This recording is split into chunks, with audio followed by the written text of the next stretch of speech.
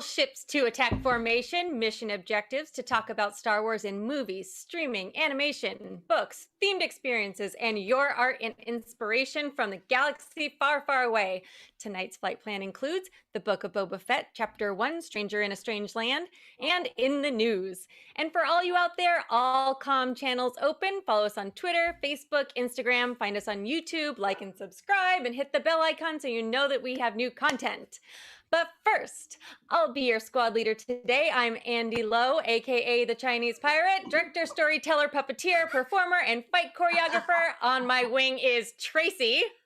I guess I'm a writer, blogger, and lovely occasional cosplay artist, and the one and only hot nerd girl, Tracy. Oh no, I should have, because I think I should be Jason now, according to this. On my other wing is Lexi. Jason, wait.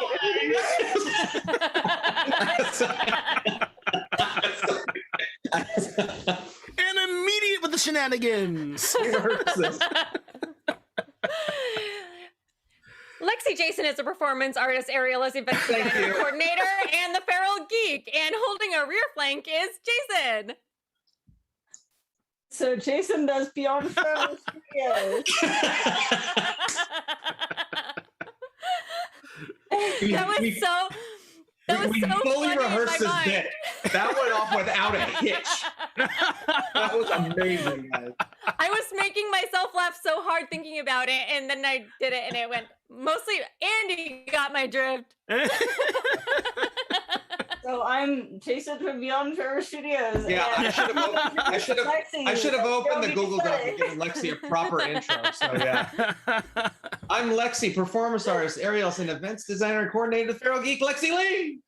That's too late now. That's terrible. Sorry. No, that was fantastic. We got Beyond Feral Studios. That's all I got. Cause I'm laughing too hard, and I've got a cat that might maul me. Oh, jeez. I'm blinking twice. He's also a filmmaker and toy collector. Okay, I'm going to hand it back to Andy now because he's the professional. Welcome, everyone. We're all back. Wow. We've been gone for a little while, and it's a whole new year, and it's we've been through a lot of festivities, as it were. How is everyone? Oh. Enjoying the new variant. Enjoying the new variant. Always, yeah. Of course, first thing to address, of course, thank you for coming back and joining back with us here. Obviously, we are not the way we used to be. We are not on Twitch first like we have in the past. We are now here on YouTube and also on Facebook. So hopefully that is a little easier for people to find, and hopefully you can share that with your friends if so that more people can find us. So you can always find us here for other content, along with all the other Geekish Network stuff. You just caught the Geek Beast guys. They're here every single day, doing their thing, checking in on the news of the day. But and they're so sweet. I forgot about. Oh, we lost Lexi. I can still see it. Is. And go again. Try saying that one more time, Lexi. We lost you for a sec. Oh, I knew what time I was on, but I didn't know what time it was. So I just wanted to let everybody know that the guys at Geek Beast they're just lovely, sweet, fantastic people. Yeah. And there's a lot of great shows on the Geekish Network that you should check out. Check out the webpage for all the other additional shows going on. But we are getting into the world of Star Wars 2022. A lot of stuff, and we'll get into everything that we can expect in 2022 a little bit later. Really quickly, we want to do a little roundup. Lexi, you said you've been keeping up on the High Republic novels. Anything to report or anything you want to really quickly talk about? All right, so Cavan Scott has a new 4-part miniseries. All 4 parts are out on Kindle Books. I just got all 4 parts. I haven't had a chance to get through all 4. I've got through the first. I would love to go through that with you guys at some point on one of these episodes. But it's got a really fantastic insight into the High Republic. Well, and things are getting juicy at this point, right? I mean, I have not caught up. Like, we started the next book in the novel series, and I did not. I got very busy during this holiday season, as you know. I mean, obviously, we're all doing a lot of crazy things as we figure out the way back in our respective industries and worlds. I hope to kind of catch up a little bit because I've heard like rumblings of little bits and teases. I hear there has been a fate determined for the captured Jedi. Oh shoot, what's his name? Jedi.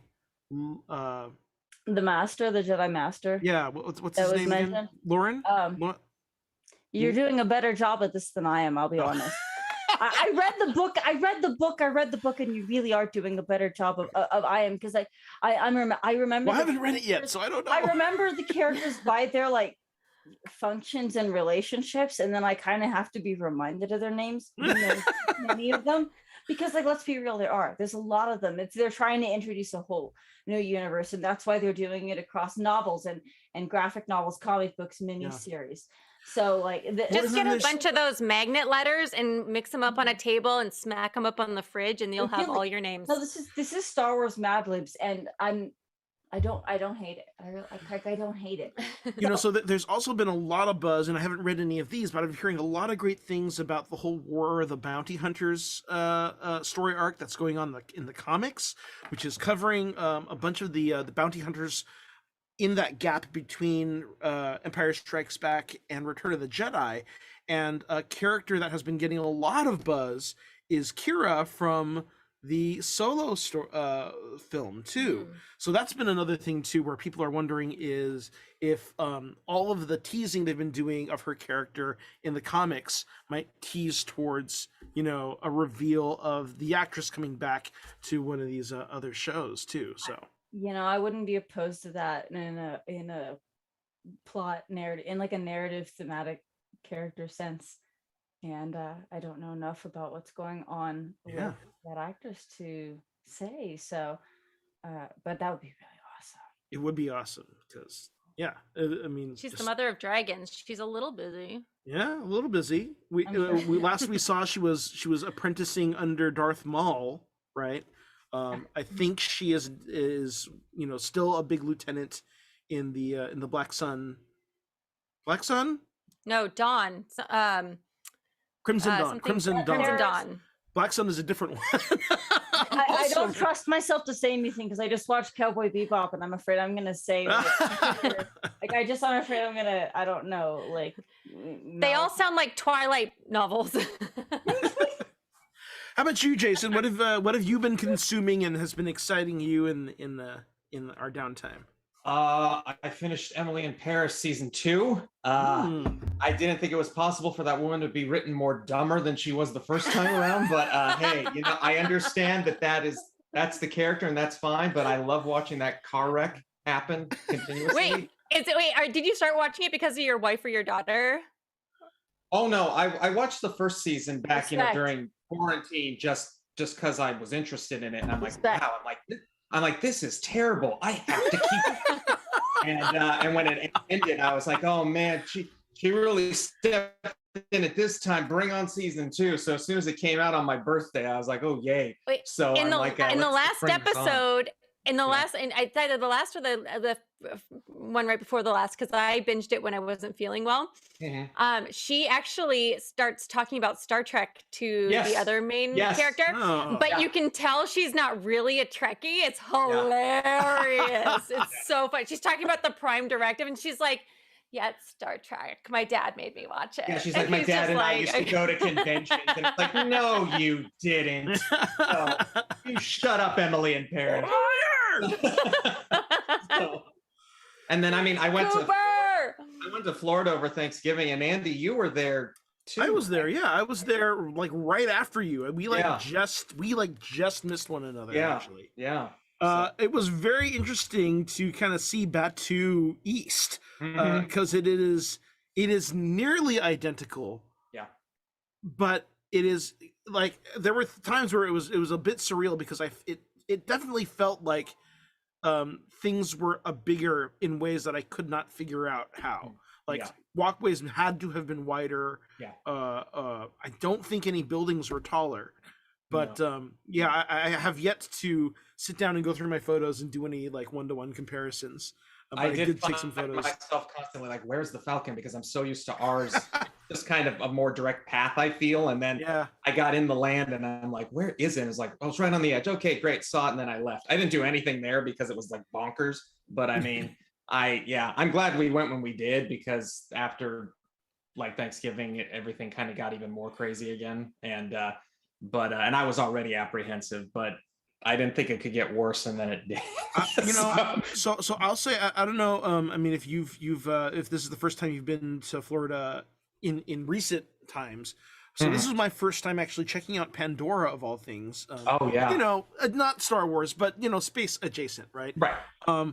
Good God, I was not ready for it's pretty awesome, the Pandora section to be like my favorite thing of my week there. I mean, I was like, I don't care about, the dances with Panthro people, but there it was. And it was like, it was absolutely gorgeous. I skeptically, got a, whatever, a lightning lane or whatever the thing was, because I was not going to spend the time in the line. It was just like, oh my God, this line is so long. I'm just going to do it and get it over with and move on to other things. And then like I went on it and it was so multi-sensory. And I got emotional, and I was like, what the hell? This is the freaking Smurf cat. What the really? Yeah.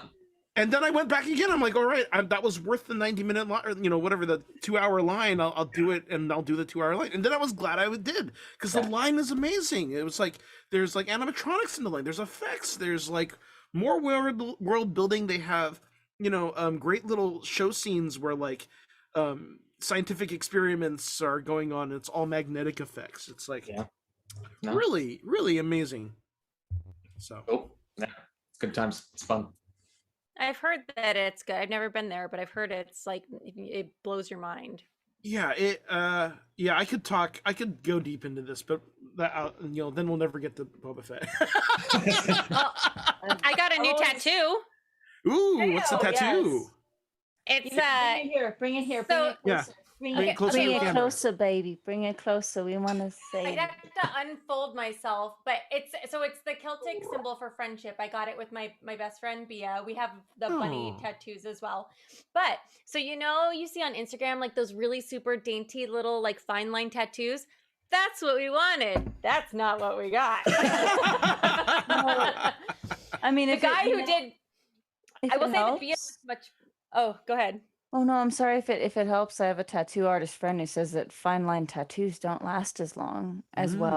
They don't keep detail as well, so you'll probably have a better experience in the long term. Well, so that is true, but this is just like a really simple little symbol. So it's not like it's like Mona Lisa or whatever. But the Bia's actually looks much better than I did. Her guy was obviously more experienced. I got the guy who I'm pretty sure was about 20 years old and had a black eye, because this was New Year's Day. But she was only there for the day, so we were like, we have to do it. We were the only people in the place wearing masks, which was kind of unnerving. But I have the Celtic symbol for friendship on my. Oh, and the backstory behind this is that when we first became roommates in college, we had a typical college, like underwater basket weaving. We had a leisure activities class, and it was up this hill, and we were always running late. And so I would have to drag her up the hill, and I'd always be dragging her up the hill with my left hand and her right hand. So we got mine's on my left and hers is on her right. Oh. And then Fourth Street in Marin is very meaningful to us, and the tattoo place was on 4th Avenue. So it was kind of meant to be, except for mine's not as cute as hers, and it's much bigger and thicker than we wanted, which is what she said. Right on. Well, awesome. Good to be back with you all. And shall we get into the business of the day? Oh, sure. Alrighty then. The Book of Boba Fett. Chapter 1, Stranger in a Strange Land. Boba Fett returns, having assassinated Bib Fortuna and laid claim to Jabba the Hutt's empire on Tatooine. The unaltered clone and son of Jango Fett heals his wounds and scars, plagued by the dreams of his memories. His creation on Kamino, the loss of his father in the Battle of Geonosis at the hands of Mace Windu, his escape from the Sarlacc pit, and the loss of his armor to Jawa scavengers, his imprisonment and torture at the hands of Tusken raiders. Meanwhile, in the present, we see him seeing to the work of asserting his newfound authority over Tatooine. Aided by assassin Fennec Shand, he receives tribute from various syndicate leaders, while other insolent parties reject his claim to Jabba's throne. In an ultimate act of insolence, a team of assassins make an attempt on his life in the middle of Mos Espa, but are ultimately overwhelmed by the combined might of Fett, Shand, and his 2 Gamorrean guards. Returned to the Bacta tank, Fett continues to dream and remember how he earned the trust of his Tusken captors as Fennec Shand chases down and captures one of the failed assassins for questioning. All right. This was a lot of fun, guys. So we're back into live action Star Wars, which is really it's been a while since we've had some live action Star Wars, right? Last year we pretty much only had the Bad Batch. What did you guys think of the episode? Well, I mean, I really just wanted to start off by saying Max Rebo lives. The confirmation of the life of a legend, and coming with it the unfortunate confirmation that the favorite cantina music style is, fortunately or unfortunately, by canon called jizz. Yes. Yeah, that's those going around. Elephant aliens are tough, aren't they? I know it's been that's been going around. Yeah, Tusk is for yes. It's yeah. So that's well, and also presumably he's duetting there with Figrin Dan, of the modal nodes there, right? Absolutely. So it's an he's all-star. at least covering his song. We've got a reunion. We've got some real power here. It's a real power reunion. So I appreciate that. This is like the Star Wars equivalent of the Stones, doing a collab with the Beatles or something, right? Oh, yeah. Oh, totally. That's the equivalent. And let's just all ignore the name they chose for the genre. I also really appreciate that he's got a astromech drummer. Yes. Next week's episode is Max Rebo behind the music. It's on VH1. So it's going to be amazing. He turned to drugs after Jedi. He was really distraught, but then he came back strong. So. But but real talk is, I thought it was brilliant of them, considering the success of The Mandalorian and how this, Boba Fett must have been in pre-production along, or around the same time, but how they kept synchronous that Western framing of the sky and the earth, just to keep people in that kind of genre without even just I couldn't think of the movie. I don't know, maybe if you guys are better versed with Westerns, but it's he's sitting there or not sitting, but he's being dragged by the Tuskens, marching single file to hide their numbers, of course. But not in the sandstorm. They weren't in the sandstorm. They were spread out. Oh, they were. Oh, that's a good catch. They were, but the sand will still hide. Will still hide their numbers. Yeah. But I mean, I was watching. I'm like, okay, I've seen this in an old Western. I can't think of what. Are you sure it wasn't Gladiator? Oh, you know what? Clever kind of imagery. Yeah, certainly. Yeah, because I made a post with the cat earlier, Tracy. Cornfield, right, and that was similar. Yeah. So. I made a post with the cat earlier, Tracy, and I called her a flurkin, and I said, "Tune in for all of our cross fandom references," and we're not disappointing. So I'm really glad. All right. Sorry. Just like 8D8D, it was our long-awaited What We Do in the Shadows crossover because Laszlo was the voice of that droid. Oh, we did that. Hey, All right. Matt Berry. Thank you for bringing that around. Thank That was you. awesome. Thank you, Jason. It's good to be friends with all the filmmakers. My first impression of this episode was that Patton Oswalt totally called it in that episode of Parks and Rec.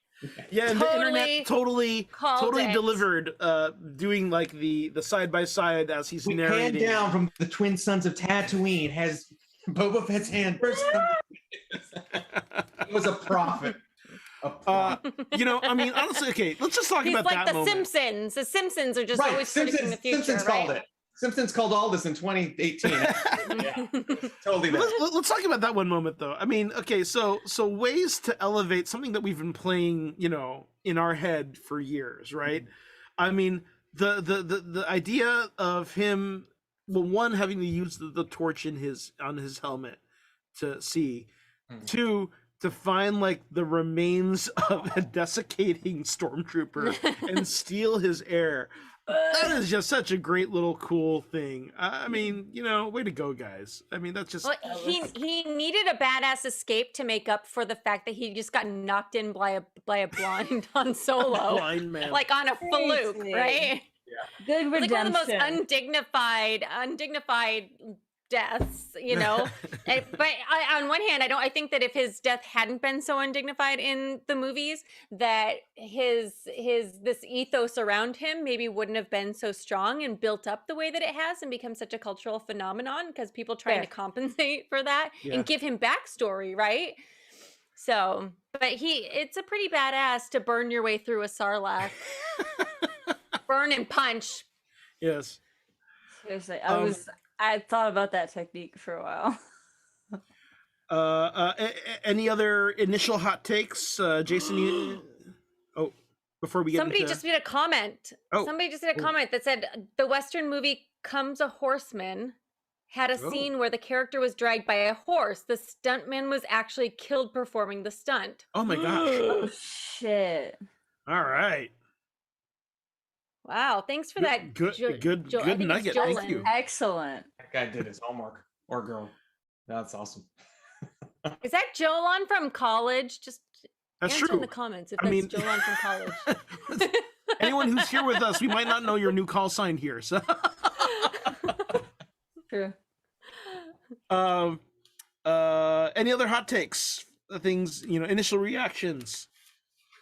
I mean, I've got a whole page of reactions. Well, reactions before we get to Easter eggs. Just initial like review. I liked all of the brief little callbacks. It is.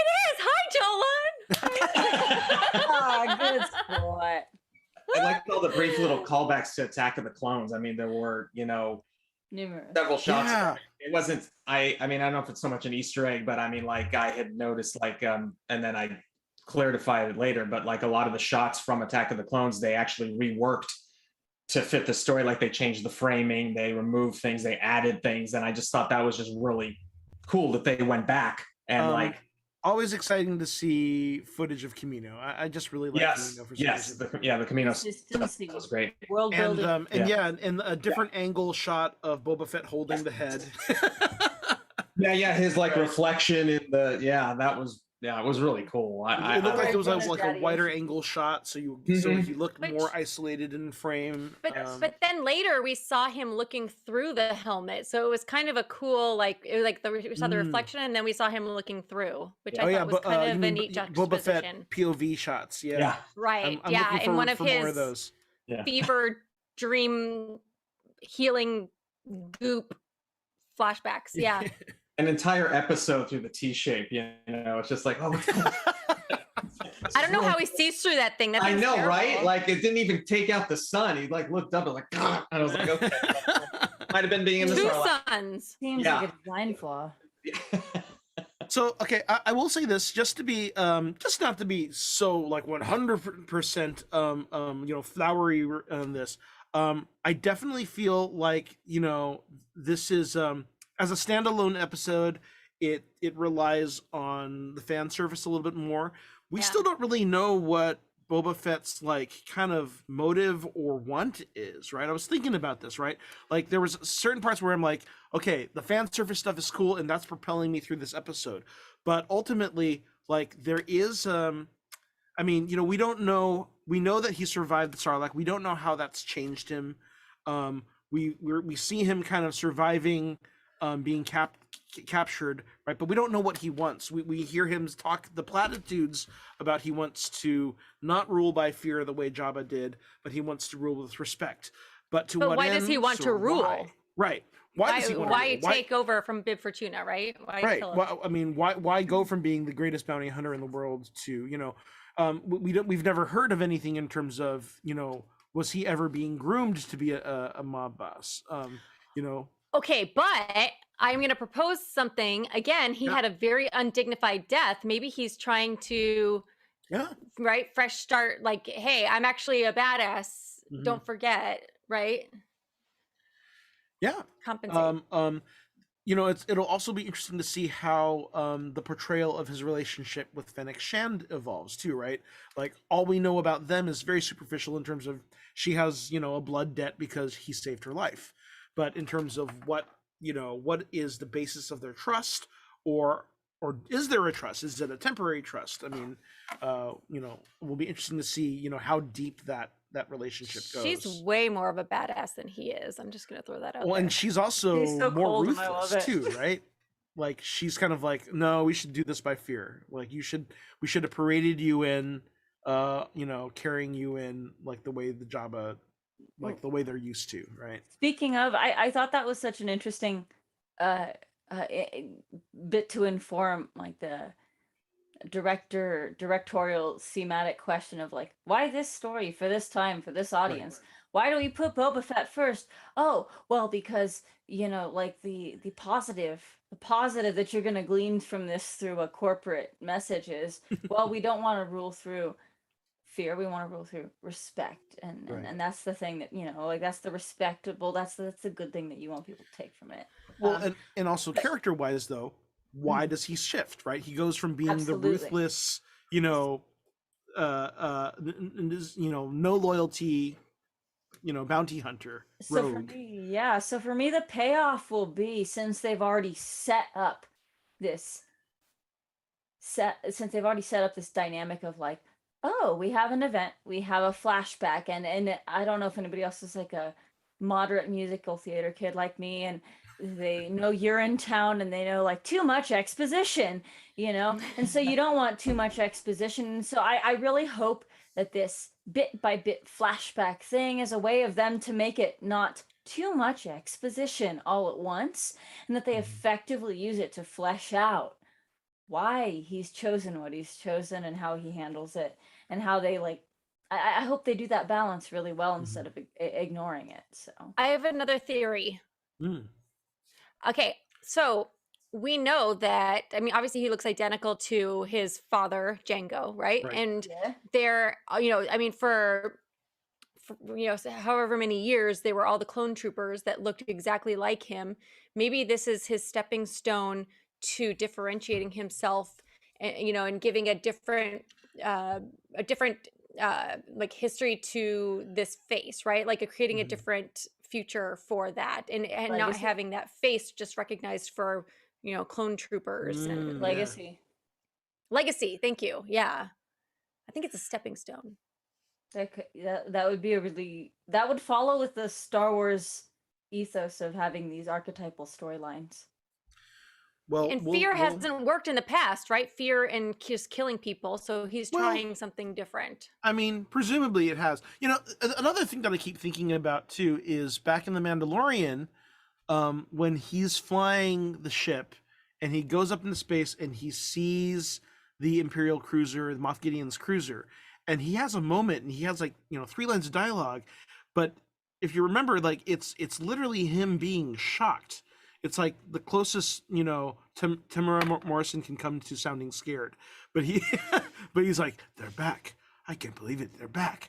Right. And so that's something too, that I wonder if they're going to pay that off, is if the Return of the Empire is something that he feels invested in, you know, either fighting back or against or what?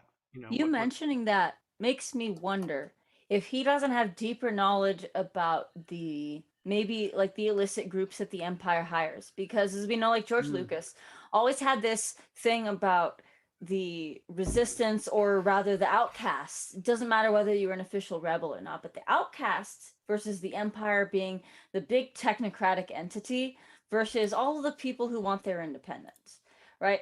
So you've got Boba Fett being one of those people. I don't know if he's going to have his thing being specifically against that being united with a lot of the other things that we're seeing introduced in other bits of Star Wars canon.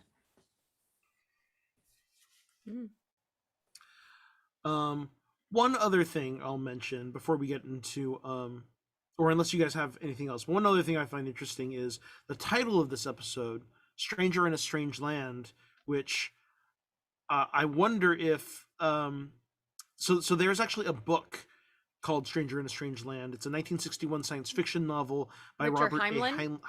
Robert Heinlein. And I am not familiar with the book, but I'm I'm wondering if there are thematic tie-ins. It's also a book of it's also a phrase in the book of Exodus, and it's referring to Moses' son and him living in his father's shadow. Well, and this is this is a book like another one of those books from the 60s about Mars, right? Of some kind of kingdom in Mars, right? Or I don't know. I don't enough, but now I really want to look it up. So. Yeah, worth looking into. Anything else from you, Jason? Or I mean, we were talking about this before we came on, how I was being asked, what I thought of it, because a lot of people have been giving it a lot of crap, saying that it's like the worst thing that's happened to Star Wars, and the reviews have been bad and all that. And I'm just like, I don't really see it. I mean, like, I was very much into it the entire time. I appreciated the simplicity. I thought the setup was good. I had been saying how the entire first 12 minutes of the show has no dialogue, period. Yeah. And I really liked that it was a storybook. It's like, here's where he's been, you're flipping through his life, it's like, okay. And I thought it was really well done. It was slow at points, I will admit, but I think that was necessary. And I'm really looking forward to seeing films. Yeah, I'm looking forward to seeing what Rodriguez does with it. I think it's a really good start, and I hope, as Lexi was saying, it's not drawn out for drawn out sake. But time will tell, and I really dug that creature at the end, whose the name I never caught, but it had a very cool. The Sand Goro, I'm calling it. Ray Harryhausen. That's a new creature. It is a new creature. I don't think we've seen that. No, I know it's brand new to the thing, but it just had that stop motion feel, and it was just so Harryhausen. Awesome. And I love that reference of Harryhausen. I didn't think of that, but that is totally even the way it moved, even though it was CG, it's almost like it points to me. It seemed like it was purposely done a little jittery just to be like, hey, Yeah, I love and that. the Argonauts are going to come in and slice this thing's throat. It was like, no, it was very I wouldn't be surprised if that was the thing that I like, if I watched in the making of where they said they did one of the, like, if they were like, oh yeah, that was one where they did a combination animatronic, I feel like that would be they could have had Tippett in the corner moving the maquette still, for the mocap on the computer, I mean, like, yeah, it's totally possible. But I really liked it, and I'm very excited to see where all this is going. I also really like that he had like two modes. He could either stand up like Goro from Mortal Kombat, or he could, or then he got on all fours and like ran like a centaur. Which I'm like, that's that's a cool way of thinking about this kind of six-limbed beast. I don't think I've seen. Sandtar. Oh. Very nice. Oh, hey, there you go. Well, if it's not named, it's named now. Also getting to see Gamorreans in a fight. That's silly. Also getting to see Gamorreans in a fight, which it was fun too. Which Mr. Max and the Max kind of brought that up about how it was really interesting that he let them live and not being paraded around by them. Yeah. And then here they are, like they jump in and defend him. Yeah. He's also curious to see how the experience with the Tuskens shaped that new perspective, which I have to admit I am as well, to see like what kind of like honor system that they have that would shape him.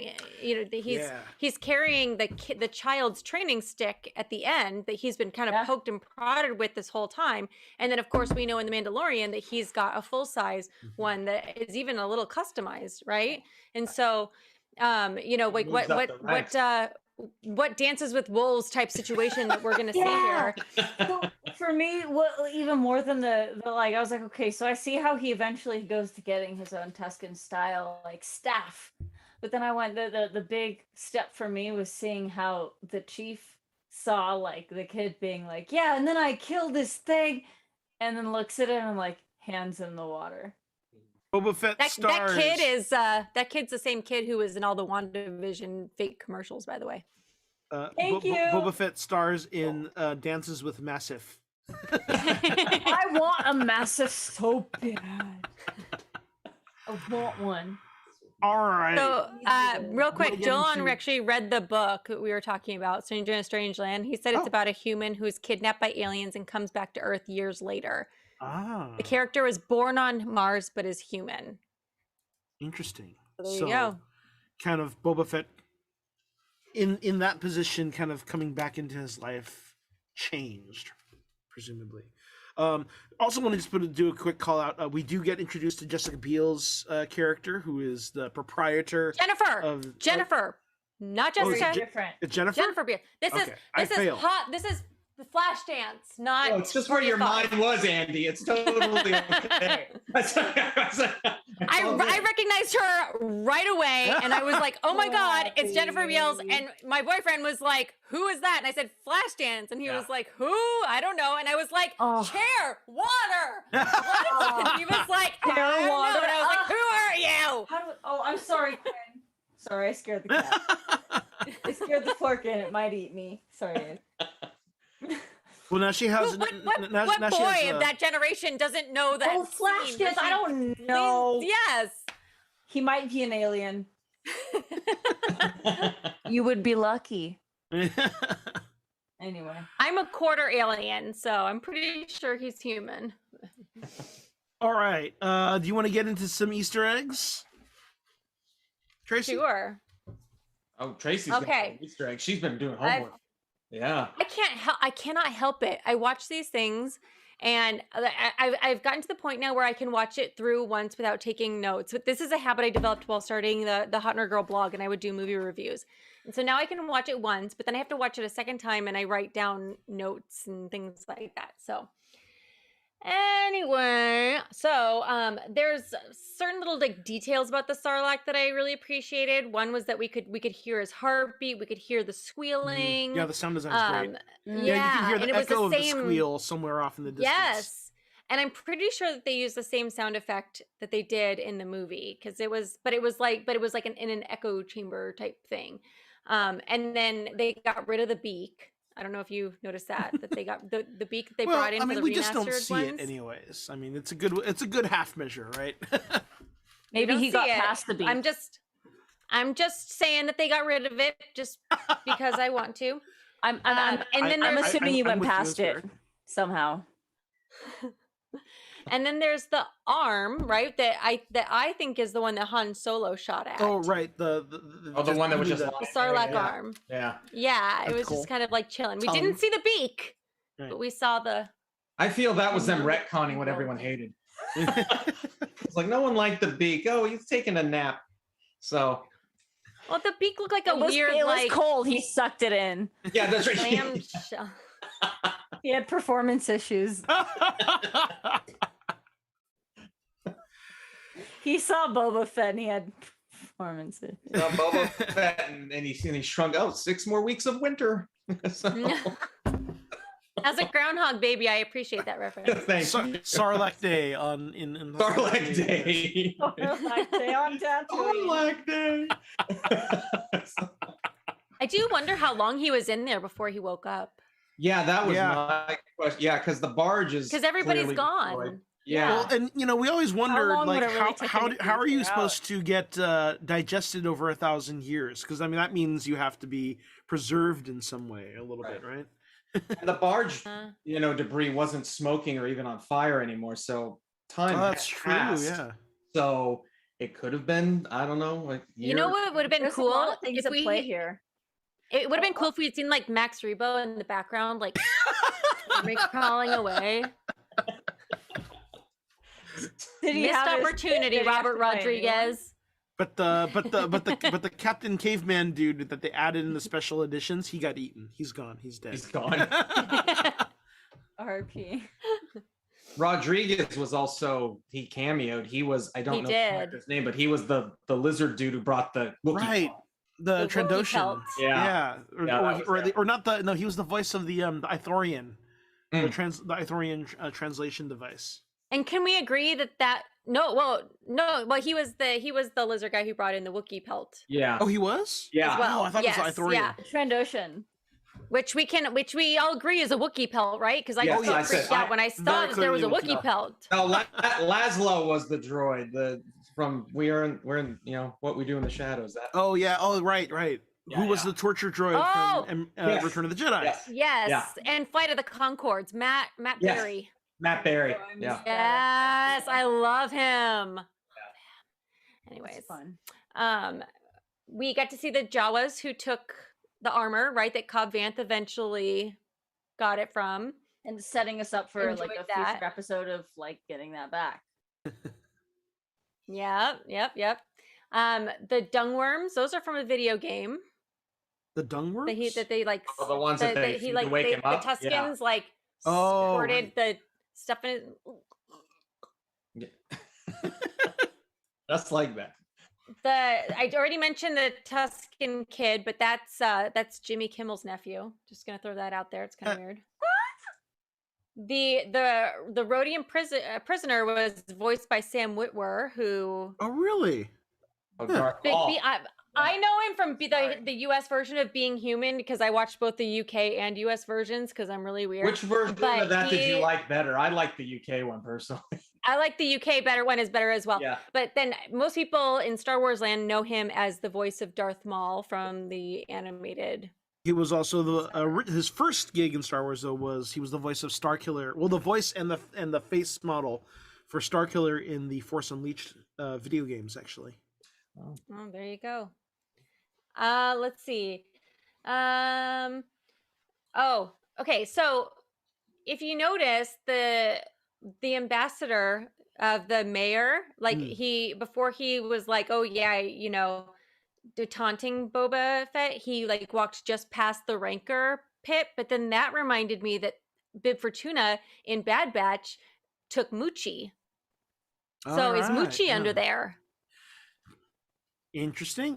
Could we see Moochie at some Timeline. Oh point? yeah, so he's like growing up and needs his Timeline lunch. lines, Yeah. everything. So- I'm hoping that we see Gosh. some Moochie. I want to see Boba Fett riding a Rancor,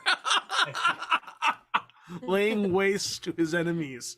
Writing Moochie. That would be amazing. That'd be great. Or Oh, Moochie Moochie. wants to seek revenge for Bib Fortuna being killed.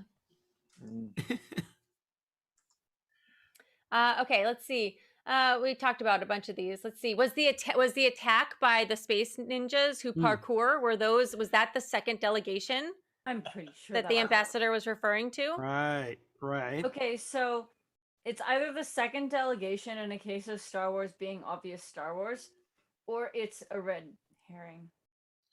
Or Well, something they have yet to introduce, or something they have hinted at. Oh, like that, like when they go to dig for water, and there's that like little scene before where there's those people like beating people up, and there's that symbol that gets drawn on the wall. all right. Yeah. So that's the same not come back species somehow. that's the same species that was holding on to Grogu in the very first episode of The Mandalorian, which was like this sort of gang, right? But that gang had a different symbol.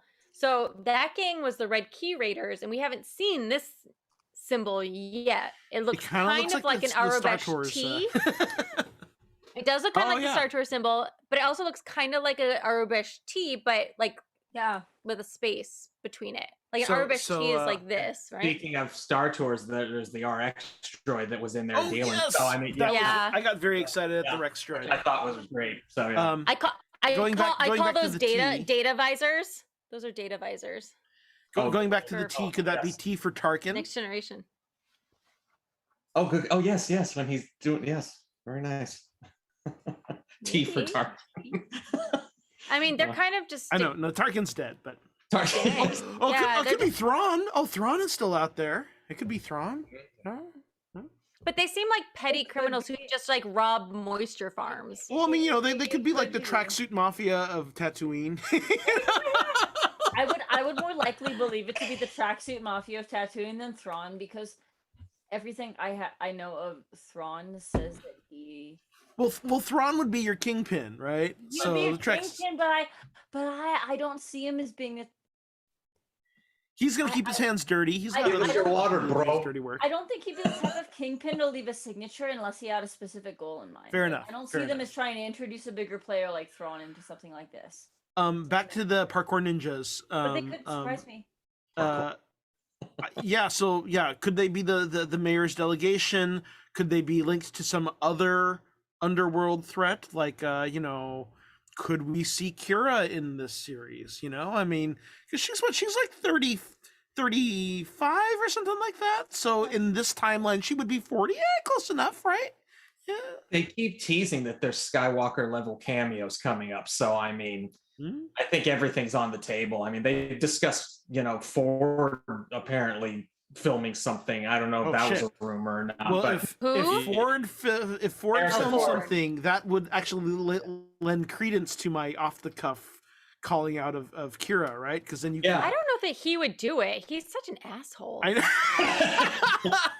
I feel like he's done. If you pay me enough money, yeah, but you know how much he'd make for coming in for 5 minutes? They de-age his face, and then boom, he's like, "Well, I'm gonna go buy." But they would something they else." want us? I mean, I'm sure that they probably have an insane budget, but that seems like a lot of money for. I mean, they Grumpy old man. you know, they did Luke too. So Yeah.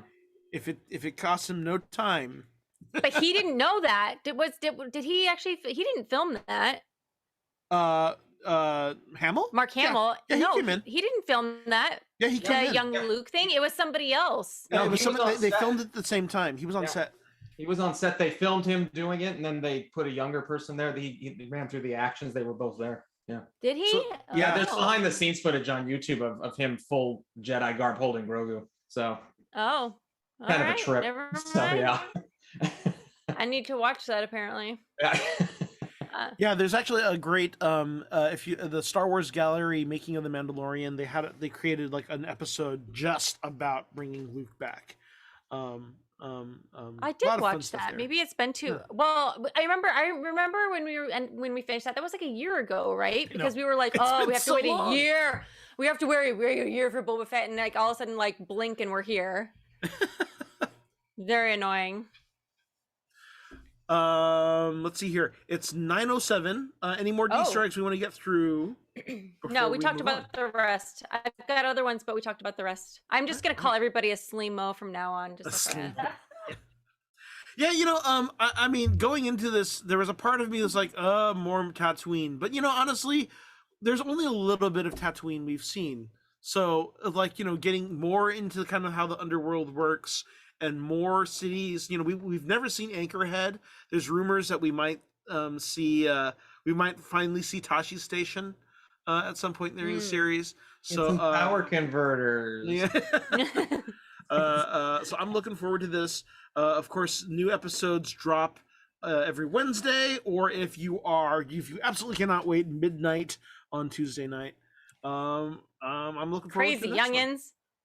Yeah. Wait, how many episodes do we get? They We are increased getting the number. 7 episodes, and this is actually a good segue into our next topic, which is basically what can we expect from Star Wars in 2022.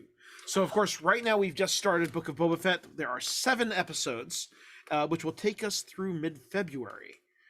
So it's actually pretty quick. I mean, you know, considering, you know, we're used to 8 episodes of Mandalorian, so it's 1 episode shorter. Was it originally supposed to be 4 episodes or something? that was the rumor when it originally came out. It was like a 3 or 4 episode, but but they never made an official announcement of what it was. That was just kind of what people were gathering. Gotcha. I mean, that said, too, there is some buzz around Andor, which is one of the shows we're also expecting to get this year. And originally, there was an announcement when they were first going into production and talking about it, that it'd be they were shooting the first season, which would be a 12-episode season. It sounds like they might be splitting that into 2 seasons of 6 episodes and kind of spreading it out a little bit, because when they've been referring to going back into production, they're talking about going back into production for season 3, making no mention of season 2. So Tony Gilroy, who was the writer of Rogue One, is still helming that as a showrunner. I just rewatched that movie, and I love that movie so much. Movie. It's so good. I'm looking forward to this. This is supposed to be the spy drama in the Star Wars universe. Hopefully, get to see a little more of Alderaan and Diego Jimmy Luna. Smits and Diego Luna. Also rumored to be coming out sometime in 2022 is Obi-Wan Kenobi. Now both of these shows, Andor and Obi-Wan Kenobi, we do not have release dates, right? It's actually kind of amazing to me how little we know about both of these shows. I mean, I'm reveling in the mystery. Yeah, which is exciting, right? I mean, that's how we were surprised. You're a very good reveler. by Grogu and all that. But I would guess, I mean, something is one of these things is probably going to premiere on May the 4th, right? Knowing that we've got a gap between mid-February, when Book of Boba Fett ends, to May the 4th, something's got to premiere at May the 4th. So I would imagine one of those two. We also, of course, have a Mandalorian season 3, which will probably come out in the fall. We know it was in production up until recently, so they're probably in post-production for that. And presumably they've been in production for Bad Batch season 2 as well. I want to see Bad Patch. Bad Cabbage Patch Dolls. Yeah. I mean, I can even wonder if some of this is going to overlap too, right? I mean, that's a lot of stuff to get through.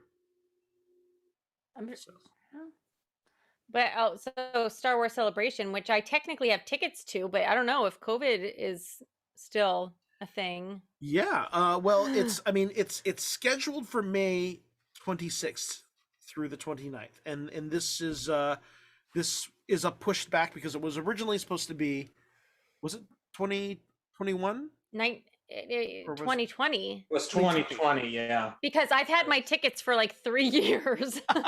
Same. Yeah, it falls on my best friend's birthday. So like he's a Star Wars nut, so we're hoping it's gonna happen. But like Tracy was saying, who knows at this point? I don't know if I'm can go. That just the pictures of the Comic-Con special edition were giving me so much anxiety. I was like, well, I mean, luckily it'll be in the spring and summer months, so things will warm up. We won't have as active a flu season, right? So I'm hopeful for anybody who does want to go. I'm definitely going to be avoiding. Other big things happening this year: the Galactic Star Cruiser in Florida is set to open in March. I know didn't you post something where even if 4 people share a room, it's still like $1,500 a person? Yep, it is pricey.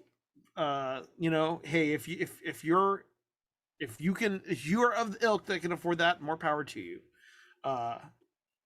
Okay, but what about the rest of us? But all right, yeah. Well, there is a lot of hubbub in terms of the Trouble in Paradise there, right? Because people are talking a lot about people kind of balking at the price, which is pretty crazy. Also, the release of trailers or footage from inside the experience have been less than flattering. And so there's been a little bit of a pushback from fans on. I blame that last video's fault for that stupid kid with the weird voice from the Goldbergs. I totally think it was his doing that thing tanked. So I mean, but other than that, no. Well, I mean, even that. I mean, even I'm looking at some of the footage, and they're walking through the hallways where the rooms are, and it's like, it's a little. Well, if we're to believe that this is the Halcyon, which is like thousands of years old because it appears in the High Republic, right? It's got to have some kind of aging. It's got to have some texture in there. Right now, it looks like a clean hotel. If it's not at least as immersive as the Legoland Hotel, I'd be pissed. Well, I think ultimately the experience itself is going to pay off. I think when once people start, I mean, this is the thing, right? I mean, this is the thing I was kind of doing when we were talking about it on Facebook, is that when you really break it down, right? Like a standard, let's say one of the cheapest hotels in the Florida resort are maybe like $300 a night, right? Then you add on top of that 2 sit down meals. That's probably going to run between $50 to $75 per meal, plus 2 daytime, kind of counter service meals, right? That's going to be in like the 25-30 range. If you add into that dinner shows, right? Dinner show tickets and like all the costs that come with performers and costumes and all that. You add in that, the cost of a couple of escape rooms, because there are both like, interactive happenings that happen throughout your journey, as well as engagements like you have bridge training and other things, right? When you put it together, it's like, I can see how they're getting to that price point. This is all stuff at the Galactic Star Cruiser, not the cheapest hotels in the resort. Correct. Right. I'm you went from cheapest hotels in the resort to escape rooms, and I was like, "What hotels have escape rooms?" I'm combining the cost of various things that are elements of this experience. Right. It's essentially a 2-night stay in a hotel, plus a number of escape room style experiences or interactive events, plus a number of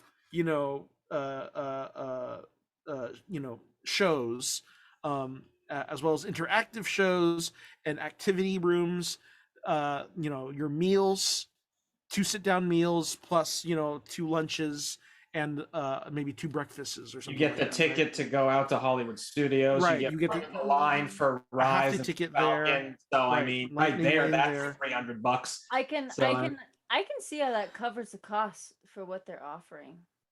But See how yeah, that I mean, for me I don't know personally, if I personally would want something that structured. I But don't. I see the cost of what they're offering. Well, the idea is that it's not going to feel structured, right? Because the idea is that it's a full immersive, things happening around you, right? Heard. But That's why I go to Burning Man type stuff.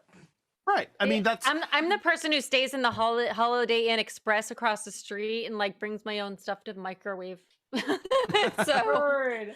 Girl, That's like- that's the same spirit, and I hear you. Where Most I'm like, of- well, "Oh, I the mean, food." if I had stupid money, like would I blow some of it on like a Star Wars experience? Of course, but but I've never had stupid money, so that just sounds like I want to do it so badly, but it just seems like so much money that could go to so many things. Stupid money So sounds I- like a good way to describe it. so I don't have stupid money, but I am stupid. So I when I was in Florida, I did actually do the Space 220. Dining Oh, did you get in? experience. Oh, nice. I did. Well, it's easier when you're one person and you're only sitting at the bar, so I don't have Fair to do the full Fun, prefix though. meal. Yeah. That said, I still paid a hefty amount on my multiple drinks, my multiple space drinks that had like pop rocks in them and shit like that, right? To make it more spacey. It's a pretty cool effect. I gotta say, you're sitting there at the bar. There's a dining room and a gigantic window with a whole, third of the circumference of the Earth that has a good sense of depth, which is a good indication of kind of what that experience might be like. Small taste of it. Taste. Let's see here, and then of course the other big event happening this year is the D23, which will happen in September of the year, which we'll probably expect more reveals. Hopefully, they'll have enough information about Ahsoka. My prediction is that we'll get the Ahsoka trailer. That's a lot of Disney and Star Wars in 1 year, isn't it? Well, and honestly, we haven't even talked about everything coming out from Marvel this year too, right? So that's the other thing is all of these Star Wars shows gotta probably, go back and teeter-totter with Marvel stuff. And they've got, Secret Invasion and Doctor Strange and all kinds of other crazy stuff. Yeah. But I think that about wraps it up. Oh, of course, yeah, and then we'll probably have the second phase of the High Republic will come in June. June is when they seem to do these big drops of all the novels. So I got between now and June to catch up on all the stuff that they've dropped last fall. I started out strong, then I moved and lost touch. So I gotta get back on it. I gotta get back on the High Republic train. Book train. Anything else? Anything from the chat? We want to address? Let's see. There was a bunch of talk about tampons. Let's see. Tamp it to the max tampons. With Tampax. Stay free maxi pads when your uterine lining looks like the elevator from The Shining. Not sure what these were talking about. It's the YouTube audience. That's how that happens. All right then. They get all the ads. And then we were. So yeah, that's pretty much it. Period talk. Probably by men. Not sure. Not 100% sure about that. Good times. Well, then that is it for the show today. Then, thanks for joining us. People, Tracy. There you go. So that's it for the show today. Thanks for joining us this week. We'll be here on Mondays every week now. That's a new thing for us. We're trying out Mondays here on the Geekish Network, both on Facebook and on YouTube. You can tune in at 8 o'clock Pacific time every week, and we'll be here. Next week, we'll be covering Boba Fett Chapter 2, the episode that is coming out in 2 days or tomorrow night, depending on how crazy you are. We'll also be talking more about Star Wars in comics, books, games, other special topics. We're going to try out some new things this season. If you have ideas or if you want to be featured, if you have any of your own Star Wars creations and you'd like to share it with us here on the show, please go ahead and send it to us. We'd love to feature you here on the show. If you do cosplay, make fan films, build droids, any of the things. Also hoping to get into some of the behind-the-scenes talk about Star Wars, some of the making of the magic, because there's such great, rich conversation we can have. We've already done some great conversations about the music of Star Wars with Howard Ho. We'll probably talk about some of the movie making, the special effects, the sound effects, so forth. So it'll be fun to kind of jump into this new season. Technically our third, but season 2. Thank you for joining us tonight.